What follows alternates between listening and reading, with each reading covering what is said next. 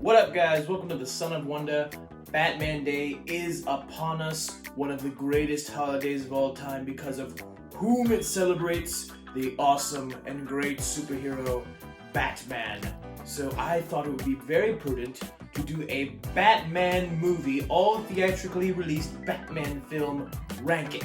So let's conversationalize. Alright guys, now if there's one thing I love in the world, in the fictional category, in the fictional universe and pop culture, it is Batman, it is DC, it is all of Batman's characters and Gotham City and his entire world is just it's just complex and interesting and layered. The nuanced characters, Batman himself as a symbol. My version of Batman, everybody else has their interpretation of Batman, as we'll get to in this list with some of these movies. Whew. But my interpretation of Batman is the animated series interpretation of Batman, which means Batman is a person who takes the scars of his past and does not let them eat him up, and he does not let those scars dictate how he lives his life like his villains do. He takes those scars and the trauma of his past and uses it to become a great warrior for justice and a noble warrior. And that's something that a lot of people forget is Batman's nobility. Batman is supposed to be a noble person and a man of noble stature and character. And unfortunately, some of these interpretations don't really get that. But that is why I love Batman. And any interpretation that does get those aspects in there, just like Batman the Animated Series did, those are great. But no matter which movies come out on top of my list or edge out the others, Batman the Animated Series, in my heart, will always be my number one Batman thing of all time. Just remember that. So let's get started with the ranking.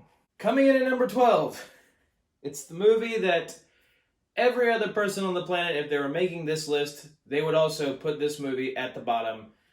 Batman and Robin. Oh boy. There is no introduction that is required for this movie. It is quite infamous. It is quite infamous because it is quite bad. You'll find in irony, I have a Mr. Freeze action figure from the movie Batman and Robin on the desk. And Mr. Freeze is actually my favorite DC character, period, end of story. I absolutely love Mr. Freeze. So you'd figure this movie would be made for me, but it wasn't. 2 words. Poison Ivy. There's something about an anatomically correct. No! Please, no! No! No! The suit that puts fire in a girl's lips. No! And then the other words are the movie. 3 words. Batman and Robin. This movie's just atrocious. The acting is awful. But it suffers from the same problems that I feel the previous 3 movies in this specific era of Batman filmmaking suffered from. And that is just the overacted villains and characters where the director, Joel Schumacher in this case, focused way too much on the gimmick and not the characters, and just between... Oh, the writing, man. Just, wow. And, I mean, of course, how can you mention the name Batman and Robin without mentioning the great and legendary Bat Nipples, right? I mean, just... Oh, I still to this day don't know how they thought that was a good idea, and I feel embarrassed for them. But yeah, Poison Ivy, just everything about her character is terrible. But the main problem, the most disappointing problem with this movie is... I think buried under all the garbage and the stupid neon lights and the cheesiness, you actually have a decent story for a Batman movie. You take out Poison Ivy, you take out Batgirl, you take out Robin, you take out Bane, you take out the nipples, and you just have Batman, Alfred, Freeze, and Nora. Assume spoilers for all of these Batman movies, by the way, in this ranking, but if you just have those 4 characters in this movie, you actually might have a great movie if you told a serious story about Alfred having the same disease as Nora, and that playing into the story about Freeze and his relationship with Nora, really focus, like doing the Batman animated series kind of thing where you really focus on the tragedy and sadness of the Mr. Freeze character and intertwine that with the tragedy and sadness of possibly losing Alfred and how much that would mean to Batman. That would actually be a great film. But instead, we get bat butts, we get bat nipples, and we get, Bane, who is just a glorified henchman for Poison Ivy, who is completely undermined as a character in every possible way that he could be, and just says, monkey business and stuff. One of the most annoying and one of the worst, possibly just one of the worst movies ever created. Coming up next, number 11, Batman Returns. Now, I know what a lot of you are thinking. I'm crazy. I get it. But to be quite honest, everybody has their favorite and least favorite interpretations of Batman, and I am just simply not a Keaton guy. But more so, I'm not a Keaton-verse guy. Like, I like Michael Keaton as Batman way more than I like the world that he's placed in. I feel like Tim Burton just focuses too much on the stylization of Gotham and the wackiness of the characters that he forgets to actually add any real nuance or depth that makes you feel for these people in the ways you need to. And I think the problem with just, again, this era of Batman movies is that it simply just, it doesn't realize that Batman in and of himself is a grounded character. It's not just that he has had grounded interpretations. By nature, he's a more grounded superhero than any of the other superheroes. Thus, he should be treated as such. But the four movies, Batman 89, Batman Returns, Batman Forever, and Batman Robin, treat it much more like this superhero, the wackiness. They embrace it all, but I feel like they embrace it too much. They embrace the gimmick of the characters more than they embrace the actual characters themselves, and that's the issue you run into with this movie. The villains are way more over the top than they need to be. I've never liked Michelle Pfeiffer's version of Catwoman, even though a lot of people absolutely love her.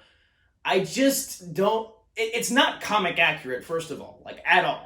She's not even a cat burglar in this movie. She's basically a cat zombie. She was pushed out a window, died, quote unquote, and then a bunch of cats licked her, and she was brought back to life because of that.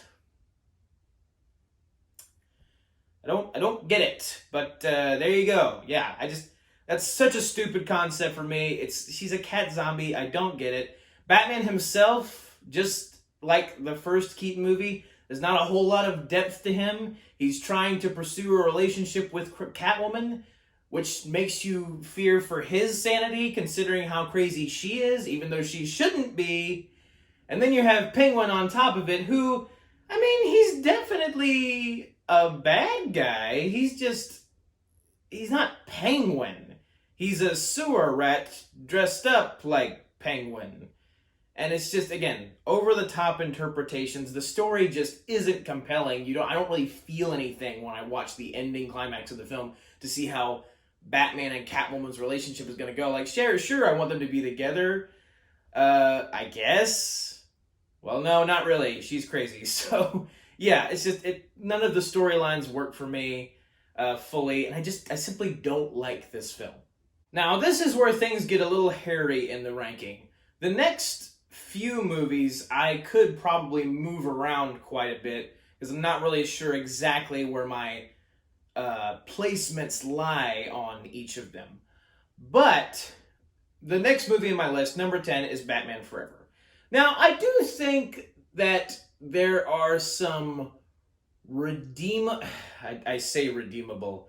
I should say, other people have said this, improvements on the Tim Burton Batman verse, because Batman is actually the main character. He is not treated as just this guy thrown into this story about these wacky villains. He's treated as the main character, and he's given an actual story.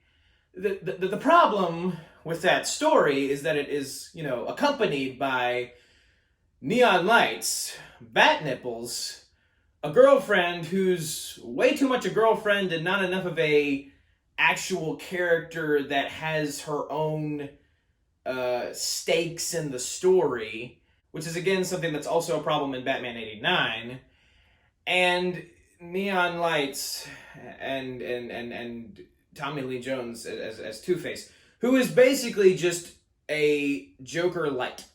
He is a dumbed down Joker. He's Joker with the Two-Face gimmick. He just laughs all the time and he's like, oh, twos and dichotomy and order and chaos. And that's another thing that these Batman movies get terribly wrong about the villains.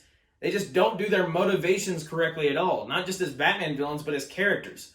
Riddler, played by Jim Carrey. Jim Carrey is always entertaining, so he's fun to watch, but the entire way that he's integrated into the story as a villain is just completely nonsensical. I mean, I get that there are people out there like Riddler in the case of this movie where they're so crazy and they're so obsessed with this one person that they'll do anything to impress the person, and they also will feel this desire to possibly kill them if they're rejected in the slightest way, and that's how sensitive they are. True, there are people like that out there, unfortunately, but I just don't think that plotline works in this movie the way they do it. They don't sell it well at all. Like, Batman doesn't, or Bruce Wayne, I should say, doesn't even fully reject Riddler's, Edward Nygma's, getting names mixed up there, Edward Nygma's offer for his project at first, but Edward Nygma just immediately wants and like a flat out answer, and he doesn't get one, and then that causes him to go on a complete rampage, wants to ruin Bruce's life, wants to kill him, wants to kill his girlfriend, kill his sidekick, he wants to be better than him, and it's just like this little tiny thing just spiraling into these wacky and manic events, and at the end of the day it requires too much of a suspension of disbelief. As well as Batman, even though they do take him on a journey in this movie, again, it's accompanied by all the cheesy stuff. Chase Meridian's relationship with him is kind of interesting because she's like a psychologist, and I do see a better version of this movie, and in fact, there is something called the Joel Schumacher cut, where it's a little less campy, and it focuses on the actual story of Batman more than just the zaniness of everything. But it hasn't been released, but certain people have watched it, such as Kevin Smith. But, yeah, Batman, the story that he goes on this movie is, I guess, interesting. But in all honesty, the whole idea of Batman struggling to reconcile his Batman identity with his Bruce Wayne identity and make them coexist has never really worked for me, just because I feel like Bruce Wayne's mission, starting from when he was a child, was always to become Batman. Therefore, he would already have that part of his life and that whole idea of Bruce Wayne simply is Batman. The identity struggle would already be reconciled to the point where he wouldn't have to struggle with it later in his life. So even the actual Batman story here, I'm not all that big of a fan of. Some interesting stuff, but at the end of the day, it's still a Joel Schumacher Batman movie, and I hate this Gotham. It completely is not what Gotham should be. It doesn't have the nuance, it's just cheesy, and therefore this movie is not great. Now I get it. I know, coming up on number 9, we have the Lego Batman movie. A lot of you are probably like, really? The Lego Batman movie this early? That's a really great movie. I loved this film, but upon considering my thoughts on it further, I have to be completely honest. Even though this film, it does make fun of all of the previous Batman movies that came before it in a very funny way, in a very true way, with a lot of the flaws that those previous films had that I've already discussed, but that doesn't mean this film doesn't have flaws of its own. I feel like the actual story that they try to take Batman on, even though, yes, I get it, it's supposed to be a parody, it's supposed to be a kid playing with Lego toys, and so therefore it's not really supposed to be a realistic Batman movie at all. I understand that. But at the same time, they're still trying to send a message about who Batman is supposed to be, or in what ways he's supposed to change. I just think the problem is the movie doesn't give Batman enough credit as a character in the ways that he already is selfless and saves others and cares about others. It doesn't give him enough credit in that regard. It treats him as this selfish, narcissistic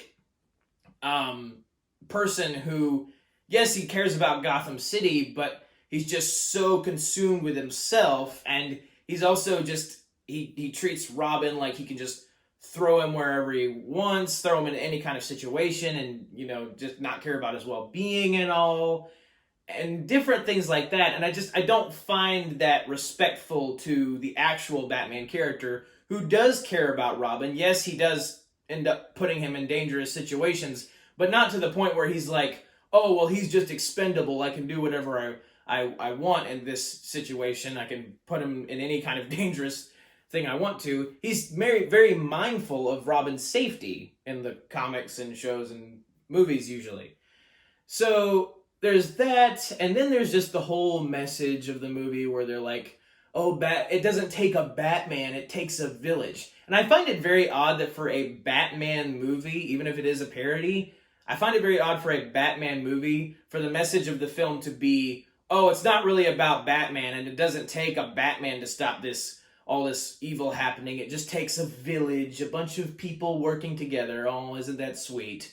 I just find the message very corny. And it's just not accurate at all, because you don't go to a Batman movie to get the, oh, it takes a village, not a Batman message. You go to a Batman movie to see Batman kicking butt and being Batman. And they act like he had the story itself is a journey for him getting nobility and fully embracing his nobility by the end of the film, but it acts as if he never had any to begin with. That's the issue for me, is I just find it disrespectful to the actual character, despite it being a very funny film and filled with a bunch of references to the older stuff that I love. I just find a lot of the actual aspects, story-wise, of it to be lackluster. Coming in at number 8, Batman the Movie, the 1966 Adam West Batman and Burt Ward Robin film that they did based off the 1960s TV series also called Batman. Now, I know, this movie, by actual movie standards, is probably way worse than the others I've ranked below it. My general consensus, though, is this movie is supposed to be stupid. There's not an ounce of this movie that is meant to be some serious, well-told story about Batman or well-executed story arc for him or Robin or any character. It is just purely the superficial, goofy entertainment of seeing some guys in Batman and Robin tights take down some villains also dressed weirdly. That is purely the hook of this movie. There is no emotional stakes here that you're actually supposed to get invested in. It's just dumb, and the creators seem to know that. Now, that doesn't excuse the movie from having some of the cringiest romantic dialogue I have ever heard in a film. Woo! With Miss Kitka and Bruce Wayne.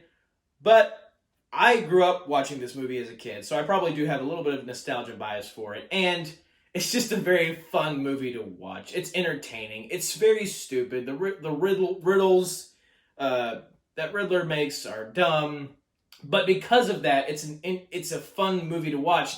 And in a way, it's kind of weirdly like a better version of the Joel Schumacher movies that were almost parodies, but not. This movie just kind of fully leans into the goofiness of the whole, the guy dressed like a bat and a guy dressed like a clown and a girl dressed like a cat, all that kind of stuff. Fully leans into it. And honestly, I think if you tweaked some of the story stuff in here and stripped away the goofiness, you could also have a pretty cool, serious Batman story if you strip this thing down to its bare bones. You have the exploding shark, you have the shark repellent, you have the dehydrating plotline.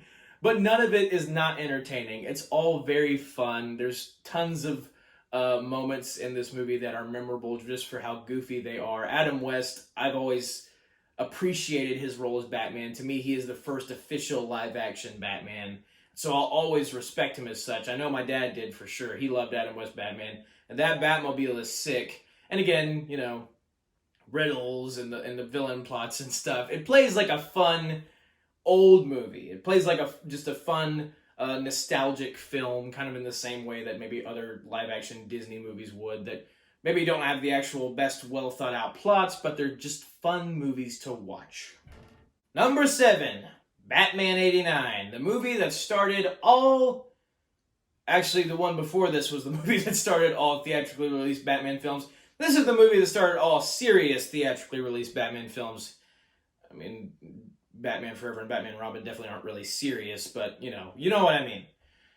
This is the movie that started those kind of movies, and to be quite honest, I considered putting Batman the movie above this one just sheerly because I feel like I just enjoy that movie more than I do this one. But since this is an actual ranking of which movie I think is statistically and actually more well-made, I have to go this movie. But since this is a ranking not just of my own enjoyment of these movies, but also of like the actual integrity of the films themselves and the actual execution and well-made nature of them, I have to balance these things out. So I can't in good faith put Batman the movie above Batman 89. But this movie, it's funny. A lot of other people love the original Keaton Batman. But I've already said I am not a fan of the Keaton-verse. Like I said, I think it's over-stylized. I think it focuses too much on the gimmick of the characters and not the actual characters themselves. I think Batman in this movie is he's only skin deep. There's not a lot of stuff to him. And I think my biggest criticism that I have against this movie is that there's really no plot. You start out with what I think is an interesting interpretation of a Joker origin story. I don't think Joker should have an origin story, or at least not have it be told. But I do think that this is at least an interesting interpretation of it, where he's already a gang member and he's already evil. He just is not completely cracked yet. And then the chemicals are the stuff that make him do fully crack and become the Joker. But after that happens, it's kind of it. And it gets really redundant, too, because Joker keeps harassing Vicky Vale. And I feel bad for Vicky Vale in this movie because she just seems like she has no actual... She adds nothing real to the story at all. She's just kind of there to be the damsel in distress that Batman is supposed to save. And she's also there to be this weird obsession that the Joker has, which is also just a strange direction to take the Joker as a character. And there's some interesting ideas in here of the Joker killing Batman's parents. That is a crazy idea, but they don't really, dwell on it or focus on it, I believe, in the way they should have. And just in general, the relationship between Batman and the Joker as these ultimate arch enemies that know every little thing about each other as these archetypes of good and evil, and they have this almost, again, there's this dynamic that has not been replicated in any other medium of fiction, period. But they don't do anything with that in this movie. Instead, it just kind of feels like your normal superhero main villain Batman versus the Joker type thing, and it doesn't actually tap into the depth that the actual relationship is supposed to have. Also, they focus way too much on Joker's obsession with art in this movie, which isn't really... I mean, I guess in the comics he has some kind of artsy interest. This is true, but I don't think to the extent that this movie portrays. And again, the plot just is kind of non-existent. Batman just ends up stopping the Joker after he's trying to kill everybody, and there's really no story to any of it, and there's really no story arc to any of it either. Not at least one that's easily followed or has a setup and a proper payoff, at the beginning of the film to the end. It's just kind of superficially a Batman movie and not really a Batman, an actual who is Batman kind of movie. And so because of that, I'm not overly fond of it. But superficially, I guess it does its job. Sort of. Coming in at number 6, we have The Batman, the newest theatrically released Batman film. And I don't hate this movie. In fact, I would say from the Batman 89 to this movie, there is a very significant jump in quality. However, I still think this movie has problems. I think one of the problems is that there is a balance. that has to be found when you're adapting Batman and all of his rogues gallery and his characters into live action. There is the balance of gimmick and like what the characters are dressed as and how crazy the stuff they are actually doing is. And then there's the actual nuance and depth and reality to the characters.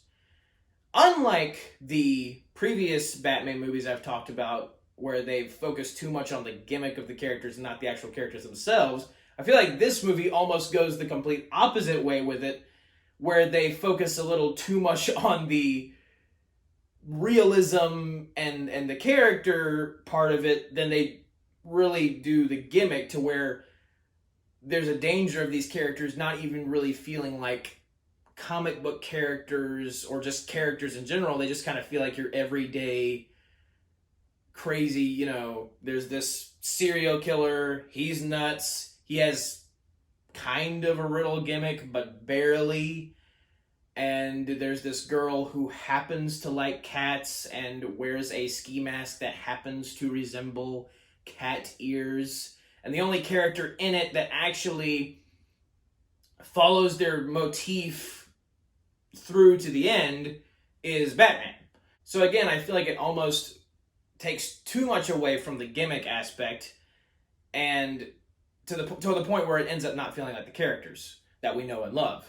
And I get that this is supposed to be a Batman before it really becomes like the Batman that we know. It's supposed to be proto-Batman, proto-Riddler, proto-Penguin, proto-Catwoman.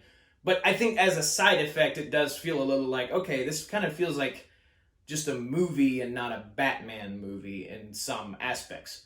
But that is certainly not to say that the movie is bad. There are definitely some interesting stuff here. The realism is done in a very good way. The cinematography is interesting, and Batman himself, Robert Pattinson, I think actually does a good job in the suit of like having the presence as Batman. Unfortunately, he definitely does not have the physically intimidating presence as Batman. It's more of an ethereal aspect than it is a physical aspect, and that's definitely a flaw I have with the Pattinson version of the character, is that he just looks weak looking. He doesn't look like he's a guy that has trained his entire life to be this justice-seeking monster for the good side. He just kind of looks like a guy who's a recluse his whole life who also wants to be a justice-seeking monster for the good side. And I don't like the reclusive Bruce Wayne. I just think that's... yeah. I get that they're trying to give him sort of an arc, and if the second Batman movie ends up giving him that full transformation from emo, whatever, reclusive Bruce Wayne to actual Bruce Wayne that we know, philanthropist, billionaire, charity work, that kind of Bruce Wayne, then I might appreciate what this movie did to set up the second one better. But for now, it does feel like just a misinterpretation of the actual character.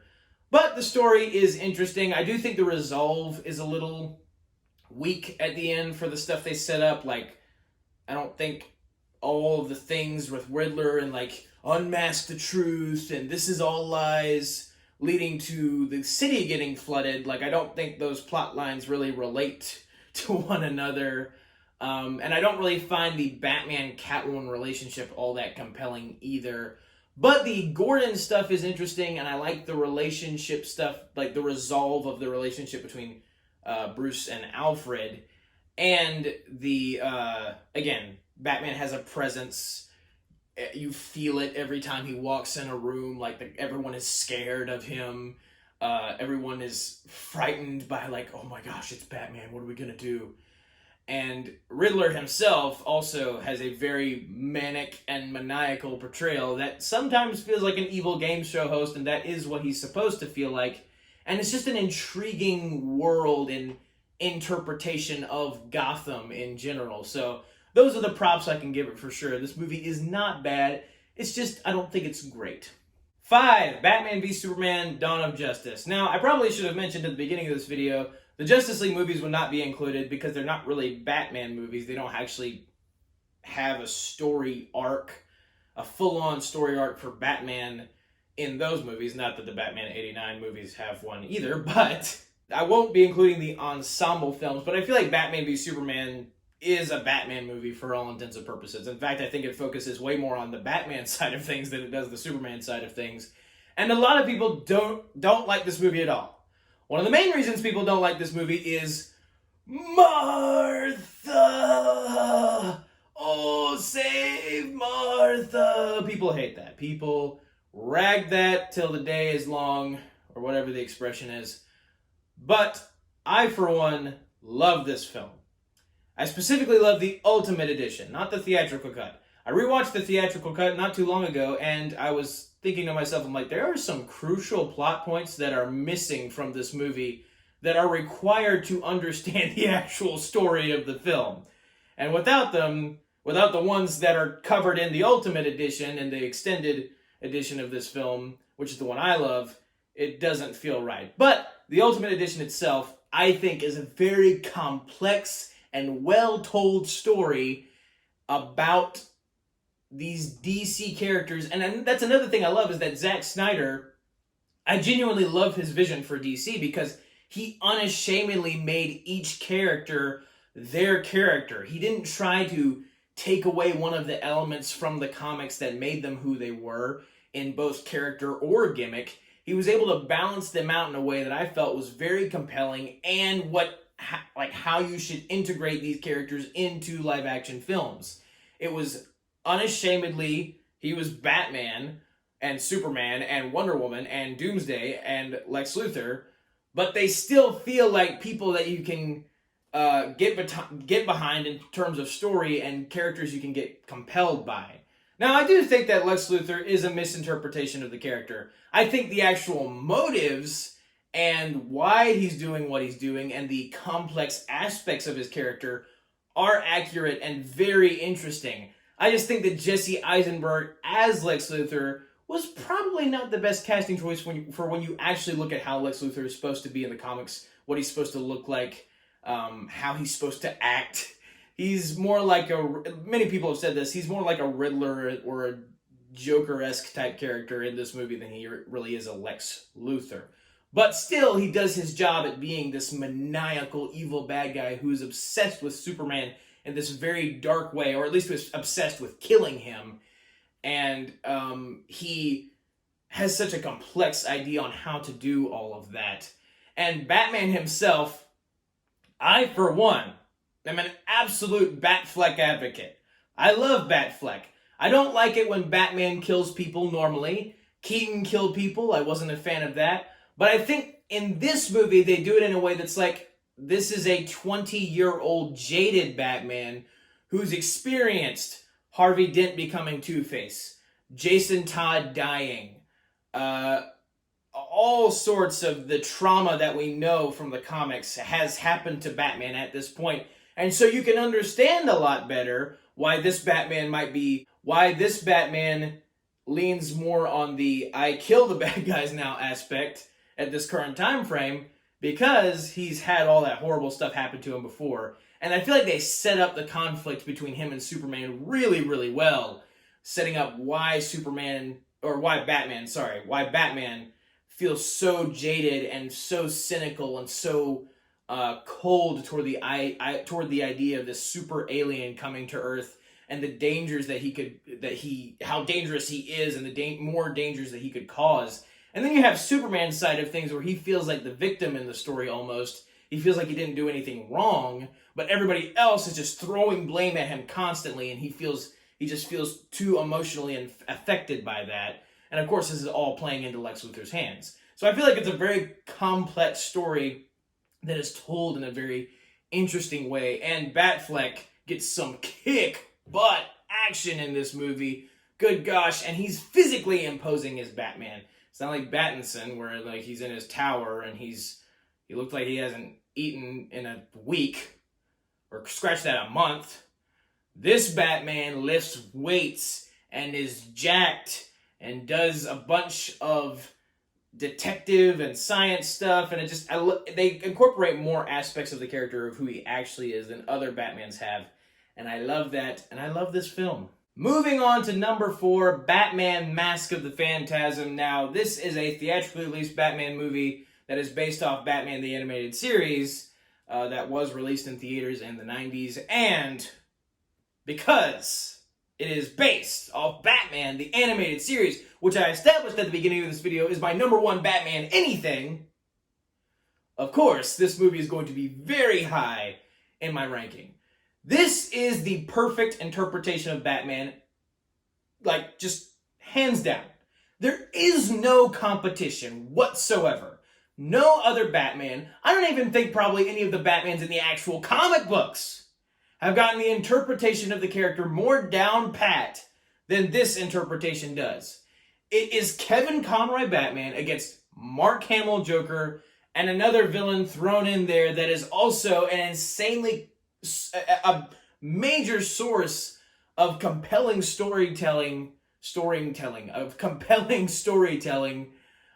that relates to Bruce Wayne and relates to his past, and there is a long lost love of his that was, the story is integrated heavily into his origin as Batman and the DCAU, the DC Animated Universe, and the Batman Animated Series universe.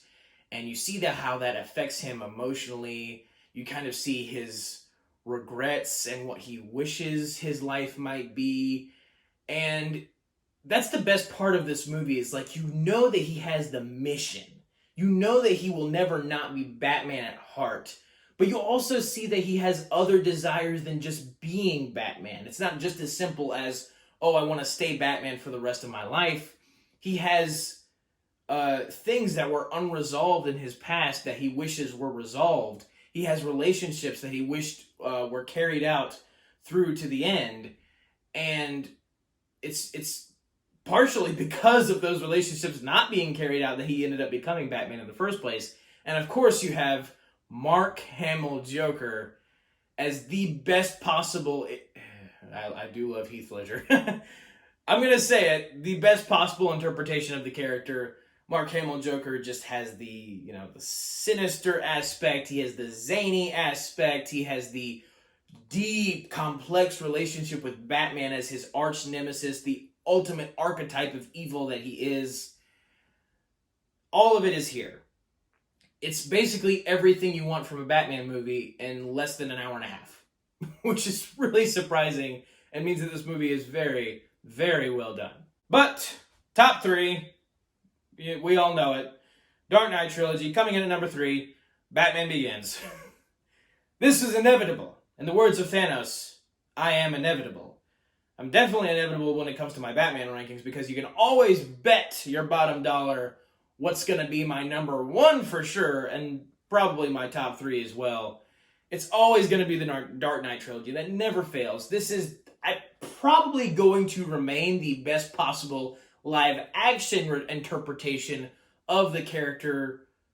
It's likely for all time. We'll see if one can top it. We'll see if we can get the true animated series Batman translated into live-action that I've wanted for a very long time. But for now, and probably, again, for a while, this will be the best. This movie, I absolutely adore most everything about it. The Christopher Nolan is my favorite director of all time, so naturally, I love this movie. The cinematography is gorgeous.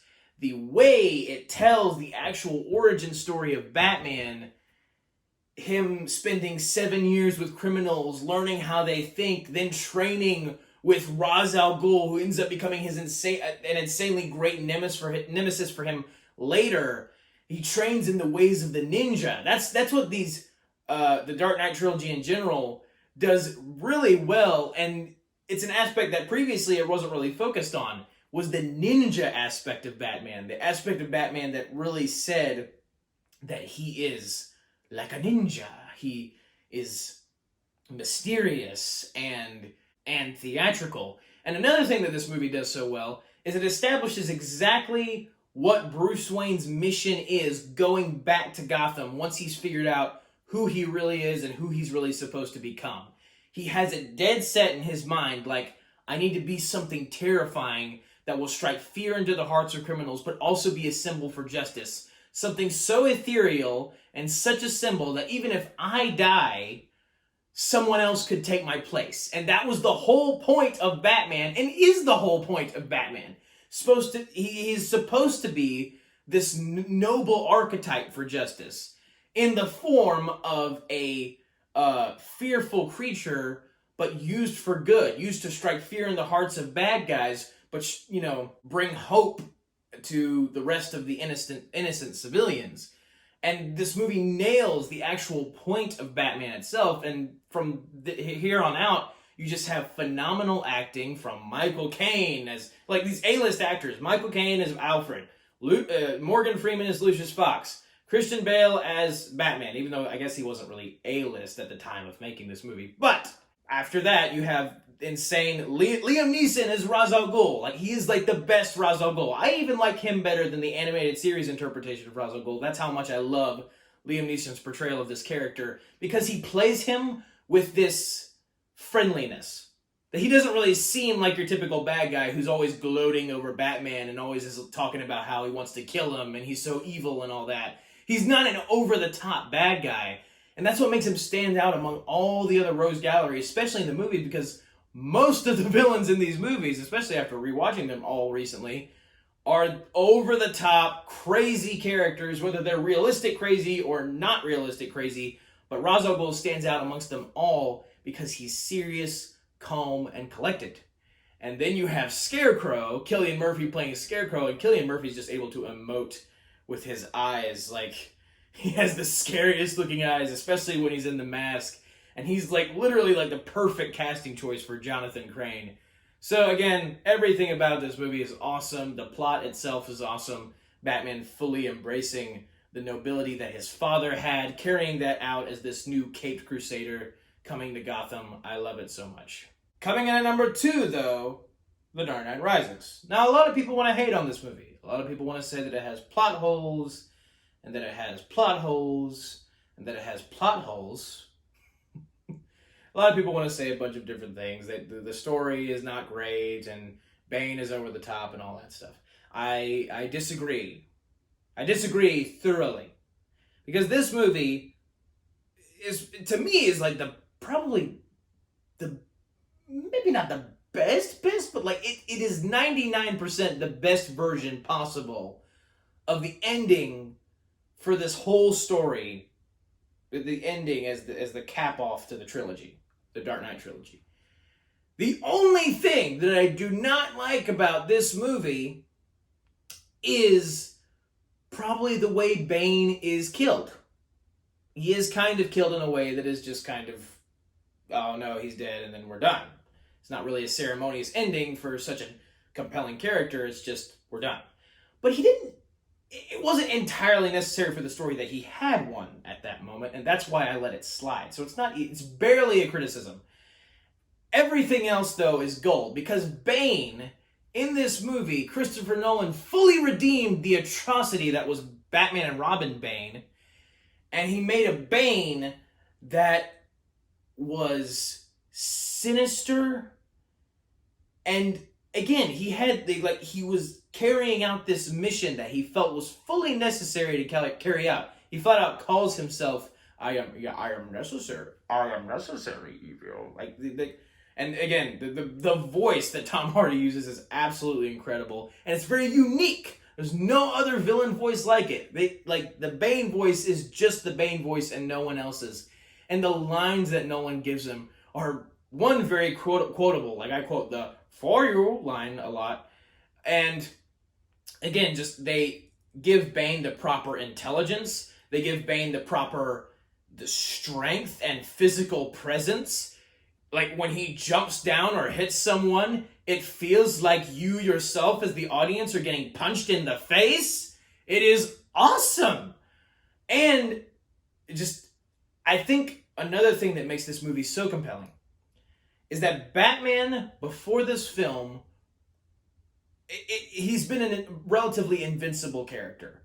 Not a ton has taken him down or taken him out of commission in the way that he is taken out of commission in this movie. Never before in a Batman movie had you seen Batman go up against an opponent who could kick his butt to the point that Bane kicked his butt in this movie. I feel like they incorporate the Nightfall storyline of Bane breaking Batman's back in a very interesting way in this movie. It's not the exact Nightfall storyline translated into the film, but that aspect of it, the Bane breaking the bat aspect of it, is incorporated in a way that I think is just awesome and fully fits with the universe, the specific Gotham that Nolan created. And also it just feels like sort of a Rocky 3 situation almost, where you have your hero, and he's kind of cocky, and he tries to take out this guy, and he underestimates him, and the guy absolutely beats his butt.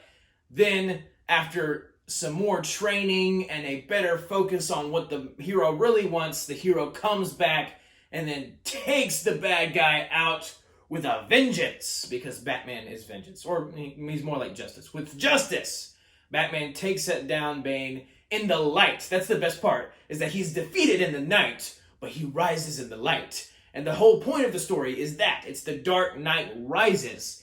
He is older at the beginning of the film. He's not sure of himself. He doesn't really know if he's Batman anymore.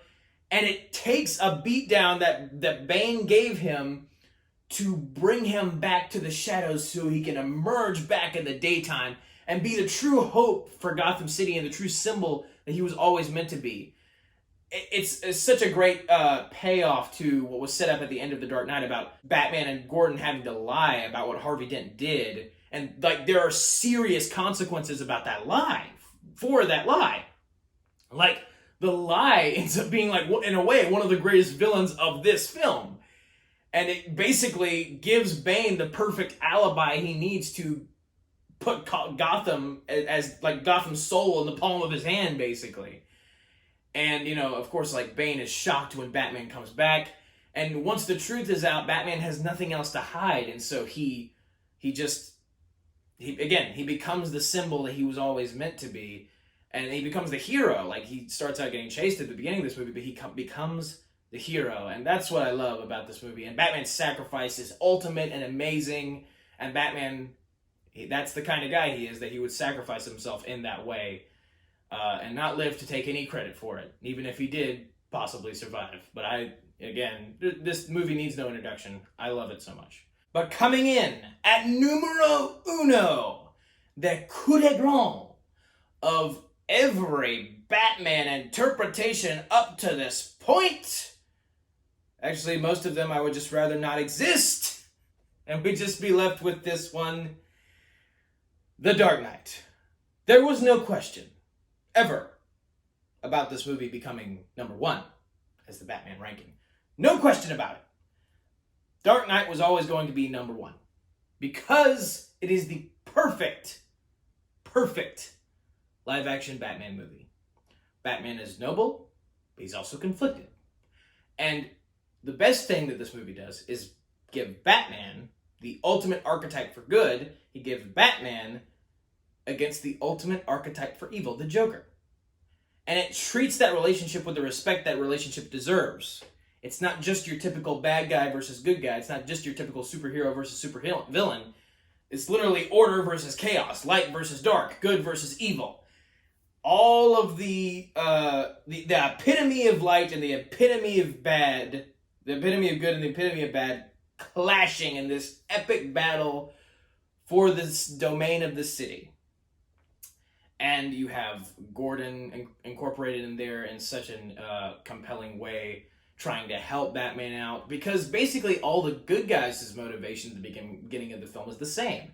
They want to clean up Gotham. But Joker has a very specific motivation that he is dead set on. And that motivation is just simply chaos.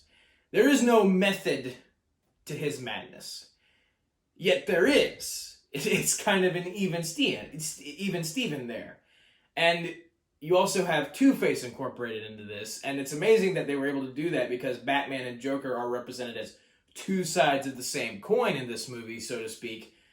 Two-Face's coin specifically. Two-Face is almost a physical representation of the conflict between Batman and Joker and what the insanity of life can do to a person and the insanity of trauma can do to a person, but also the committed aspect of just a good man trying to do the right thing, represented by the Harvey Dent side, and then, you know, the bad side being Two-Face. It's just, it's executed the best it possibly could be executed. And Heath Ledger's performance as Joker needs no, again, it barely needs to be said because it's just a given. Everyone knows how good of a job he did in that role. And it's just, it's such a specific version of the Joker that you really cannot replicate in the same way. And if they had even slightly tweaked it, it might not have worked. But it's just the way that the movie is written, and it's the way that Joker performed, that the Heath Ledger performed, that just brings the performance together in this perfect, hysterical, maniacal criminal who is carefully thought out his plans, who has carefully thought out his plans, and yet is unpredictable, and yet doesn't follow the typical criminal path. He doesn't want money. He doesn't want power. He doesn't even necessarily want to be alive. He doesn't care. It's just simply the fun of it all. It's the sport. It's the chaos of it. And that is why Batman, representing order, representing focus in this movie, he's tested to his limits, but he comes out on top. And I absolutely love the parabolic nature of the end, where he has to not sacrifice his body or his life, but sacrifice his reputation and basically his stance as a symbol for Gotham, and let Harvey be that symbol, even though Harvey went down the dark side and Batman didn't. Batman was willing to give up his reputation for the sake of Gotham's soul, as to not let the Joker win. And it's very similar for me as a Christian, as Jesus dying for our sins, willing to give up his reputation, give up his life, like everything, for us. And I love the similarities to that, and I absolutely adore this movie. But that is my ranking of all 12 theatrically released Batman movies. I love Batman so much, and the Dark Knight trilogy is the best Batman movies, and again, will probably remain so for quite a while. But I did appreciate, I appreciate seeing all of these different interpretations and being able to say, oh, maybe I didn't like that one, but this one I do favor more. It's interesting when you have a character that you can do that with, even if I hate some of the interpretations. But again, I love the world of Batman, and I love the nuance, and I'm always curious to see what they'll do next with his character. But thank you guys for watching. Have a very blessed day. May the Lord be with you. May the Force be with you. Goodbye. This was not the Batman ranking you needed. It was the one you deserved right now. I think that's right. And that's a wrap.